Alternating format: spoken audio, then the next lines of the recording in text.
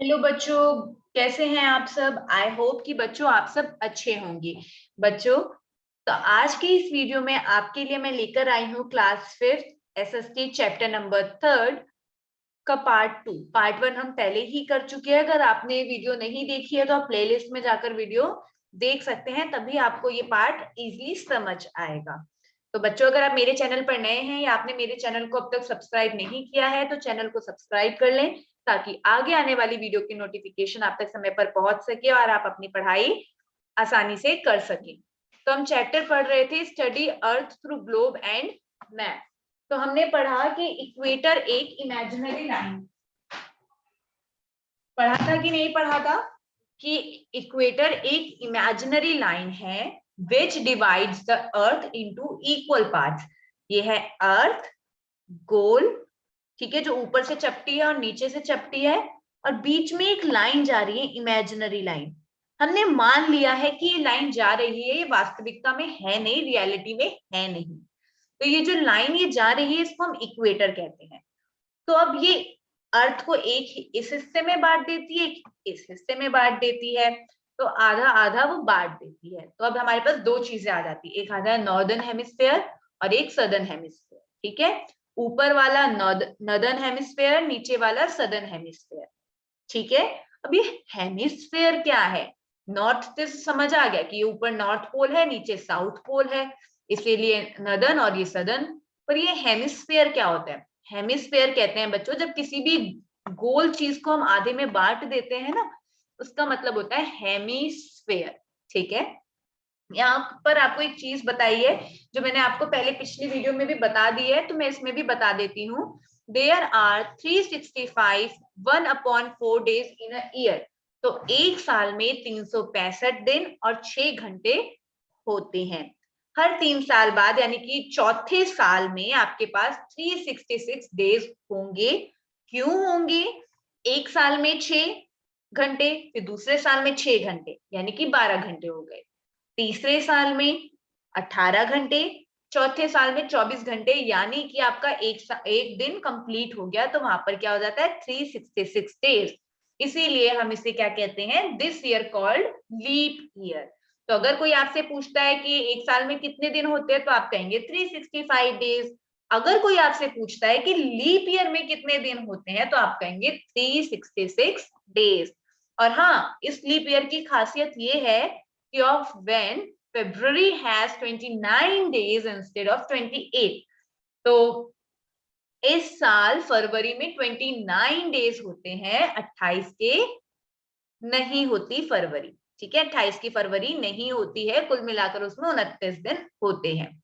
अब बात करते हैं नदर्न हेमिस्फेयर की। Northern hemisphere is located between equator and north pole. हम बात कर चुके हैं कि यहाँ पर ये नॉर्थ पोल है, तो यहाँ पर आपका क्या है? Northern hemisphere. Southern hemisphere is between equator and south pole. तो जहां पर साउथ पोल है, जैसे यहाँ पे मैं आपको बताती हूँ, ये आपकी अर्थ, ये इक्वेटर, तो ऊपर नॉर्थ है, तो ये इक्वेटर और इसके बीच का हिस्सा हो जाएगा नदर्न हेमिस्फेयर। इक्वेटर और साउथ पोल तक का जो हिस्सा है उसको हम कहेंगे सदर्न हेमिस्फेयर। ठीक है, the part of the earth which is towards the sun, जो भी पार्ट अर्थ का सन की तरफ रहेगा, हमें पता है ना कि अर्थ घूम रही है अपनी एक्सिस भी और अपनी एक्सिस पर भी, और सूरज के चक्कर भी लगा रही है। तो जो भी पार्ट, आप एक बॉल को देखिए अपने सामने रखकर, अगर आप एक बॉल को देखेंगे तो आपको सिर्फ उसका एक आगे का हिस्सा दिखाई देगा, पीछे का नहीं दिखाई देगा। तो ऐसा ही अर्थ के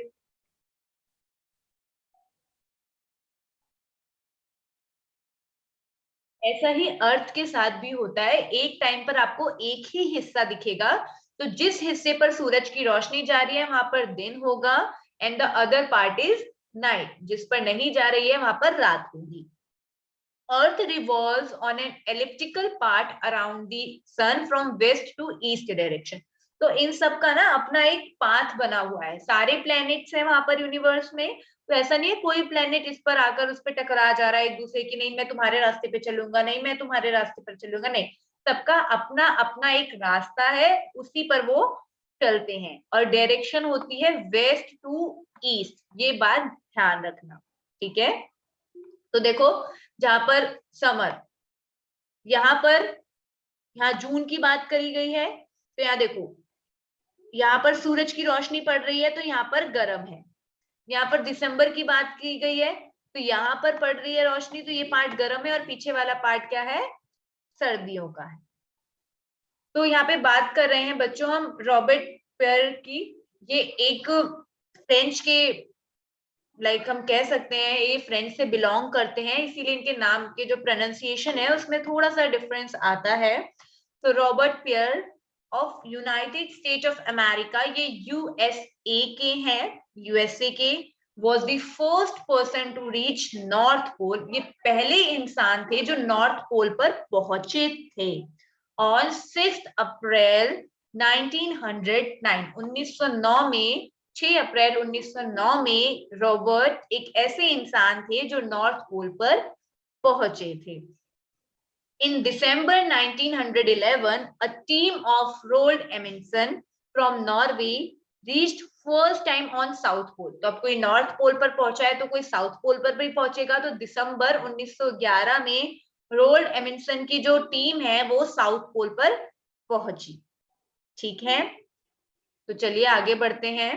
आगे हमें ग्लोब के बारे में बताया गया है। हमने पहले पढ़ा था ना study through globe and map. तो मैप तो आपको पता है, आप अपने घर में भी देखते हैं, आप खरीद कर भी लेकर आते हैं मैप, 1 रुपए का 2 आपको मिल रहा होता है। और कहीं कहीं देखते हैं आप बड़े बड़े ऑफिस में बड़े बड़े मैप लगे होते हैं। तब हम ग्लोब को जानते हैं। Globe is very useful to know about the earth. Globe हमें अर्थ के बारे में जानने के लिए बहुत सारी चीजें देता है और इसीलिए बहुत यूजफुल है। Actually globe is a model of earth. Globe ना एक मॉडल है अर्थ का। अब ये मॉडल क्या होता है बच्चों, मॉडल क्या होता है, कोई चीज हम उसकी कॉपी करके उसे बना देते हैं, वो साइज में थोड़ा घटता बढ़ता रहता है। जैसे आप आई का मॉडल भी बनाते हैं तो आप आई का मॉडल थोड़ा बड़ा बनाते हैं ताकि चीजें क्लियरली विजिबल हो। अर्थ खुद इतनी बड़ी है तो आप क्या करते हैं, जब आप ग्लोब बनाते हैं और जब ग्लोब बनाया जाता है तो उसमें छोटे छोटे दिखाए जाते हैं ताकि सारी चीजें वहां पर आ जाए।